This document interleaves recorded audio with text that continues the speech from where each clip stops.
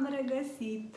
Nu știu dacă o să reușesc să fac tort de Crăciun, dar am făcut unul din cutii. Astăzi o să vă arăt și vouă cum putem face un decor de iarnă, un aranjament din cutiile pe care le avem prin casă și din alte obiecte de decor pe care cu siguranță le aveți adunate de peste ani. Eu ce-am cumpărat în plus anul acesta au fost niște conuri mititele, o coroniță de la Pepco și cam atât. Dar o să vă arăt în detaliu cum se face.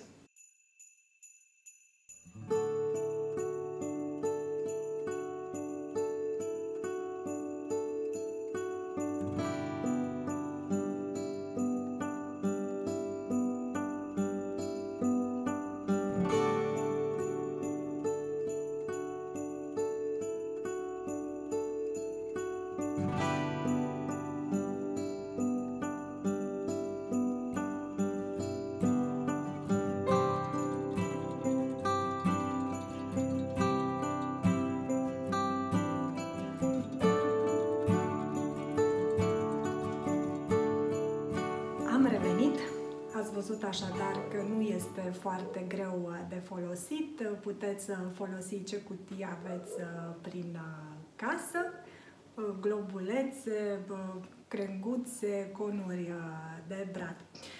Sper ca și informațiile de data aceasta să vă fie de folos. Subscribe la canal, până data viitoare, la următoarea întâlnire. Spor la treabă, inspirație, numai bine, pupici!